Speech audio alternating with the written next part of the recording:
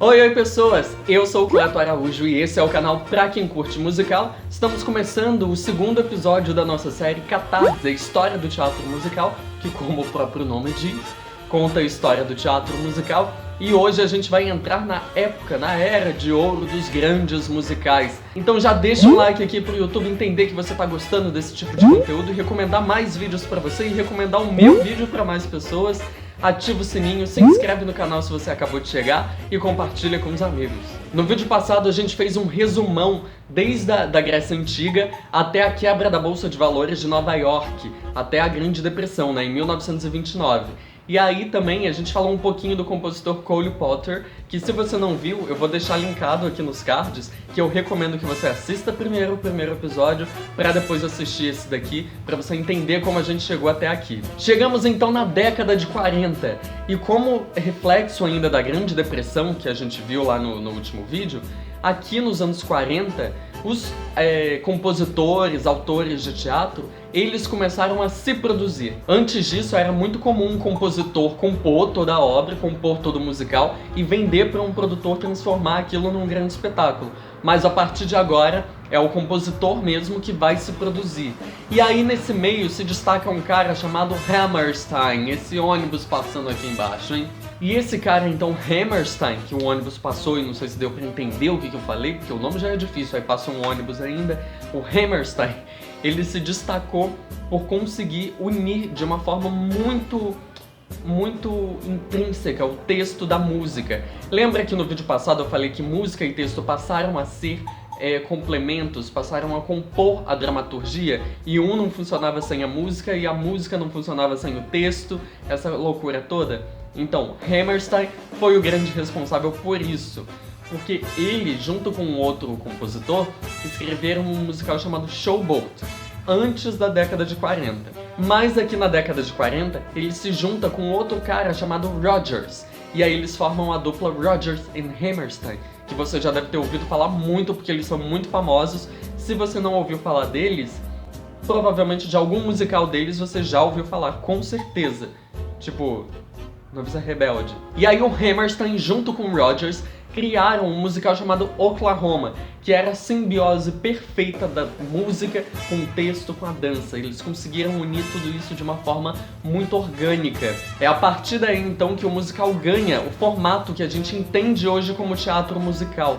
Então, por isso que, pra mim, Oklahoma é o primeiro grande musical como a gente entende teatro musical. Entenderam mais ou menos? Acho que sim, né? E aí, então, esse espetáculo Oklahoma, que foi criado por esses dois, passa a ser um grande sucesso nos Estados Unidos. Ele vira um marco do teatro musical. E todo mundo quer copiar essa fórmula do Rodgers e do Hammerstein. Então eles acabaram criando um modelo de como se fazer teatro musical. E se tornaram também a dupla de maior sucesso da Era de Ouro. E essa Era de Ouro trazia grandes cenários pesados, cenários luxuosos. Se a gente for parar para pensar na parte vocal, né, a gente ainda não tinha uma microfonação, e quando tinha o microfone, não pense você que era tipo auricular ou de lapela, eram microfones de ampla captação. Então a voz, o canto desses espetáculos está muito ligado ainda ao canto lírico, por conta daquela questão de projeção que eu falei no último vídeo. E se você prestar atenção, o canto lírico, ele fura toda uma orquestra, ele tem uma grande potência. Mas a gente não pode esquecer que aqui no teatro musical não é o canto lírico, tá? É inspirado no canto lírico, tem um pé lá no lírico, principalmente aqui na época de ouro que nós estamos falando. E quando a gente para pensar também no enredo desses musicais dessa época, né? Dessa época que pegou ali anos 40, 50, um pouquinho dos 60, eles tinham um enredo muito fantasioso, um enredo que descolava um pouco da nossa realidade. Não que era algo tipo, animais fantásticos, sei lá, algo muito ficcional. Mas era algo tudo muito bonito, algo tudo muito, como eu posso dizer? Muitas pessoas falam que lembra propaganda de margarina, mas na minha cabeça não é, na minha cabeça é muito propaganda de Coca-Cola, não sei porquê. Na verdade eu sei, é porque a propaganda de margarina é todo mundo muito feliz, tudo muito perfeito, enquanto na da Coca-Cola tem sempre um drama envolvido, tem sempre um sentimentalismo, e o teatro musical nessa época era assim, não é que seja tudo perfeito, Era como se fosse uma família bonita, sabe? Todo mundo muito bonito, mas tinha um drama envolvido, uma melancolia, bem propaganda de Coca-Cola mesmo. E por que que os musicais eram assim nessa época? A gente tem que lembrar que os Estados Unidos... Eu olhei pra cá porque tinha alguma coisa voando aqui. Os Estados Unidos nessa época estava passando pela Segunda Guerra Mundial. E aí então, como tentativa de aliviar, né, as pessoas, né, aliviar a nação, né, o teatro musical ele vinha como um entretenimento para trazer mais leveza, para as pessoas esquecerem um pouco esse momento triste que estavam passando. Muito parecido com o que está acontecendo agora, né? Porque muitas pessoas estão trancadas em casa por conta da pandemia, estão isoladas, e a arte está vindo para trazer um respiro para essas pessoas.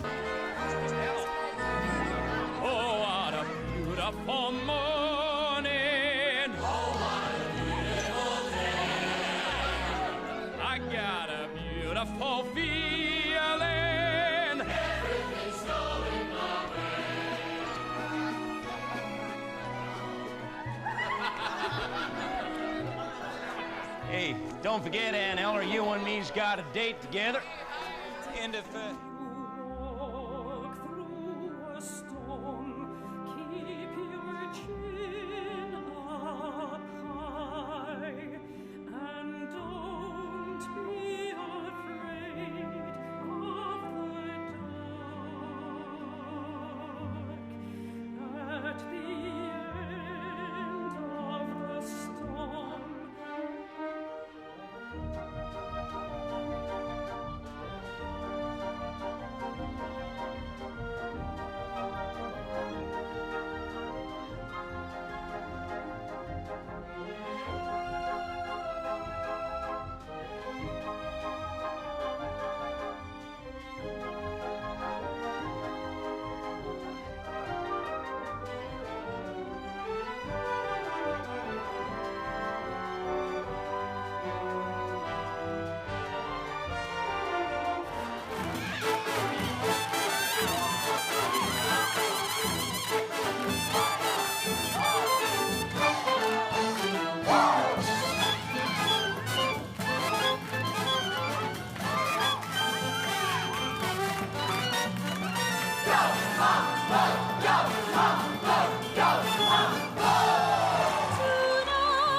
Tonight, there's only you tonight.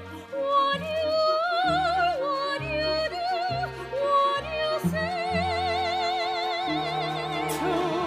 Today, all day I have a feeling, a miracle would happen.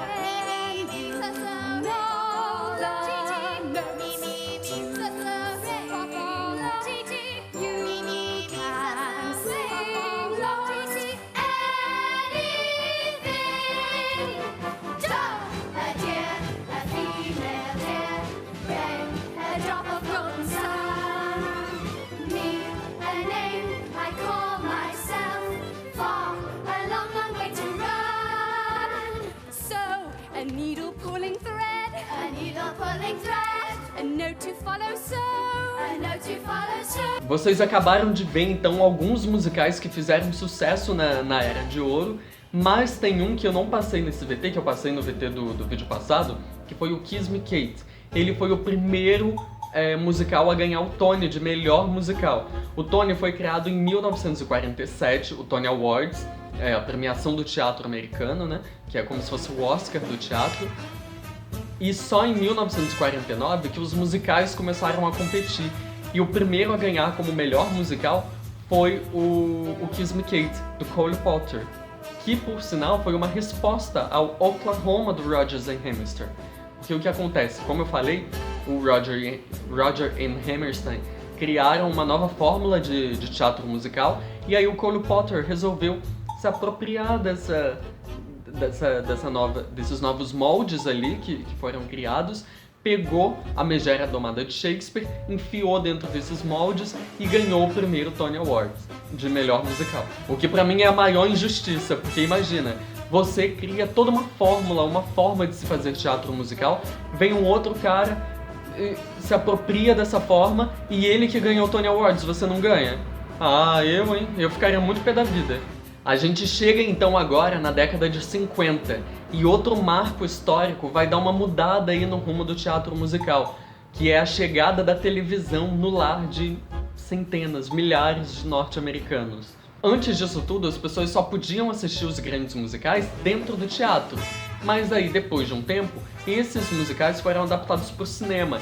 E agora, esses filmes do cinema começaram a passar também na televisão, dentro da casa dessas pessoas. Então eles tinham o conforto de casa para assistir algo que eles iriam assistir no teatro também, teoricamente.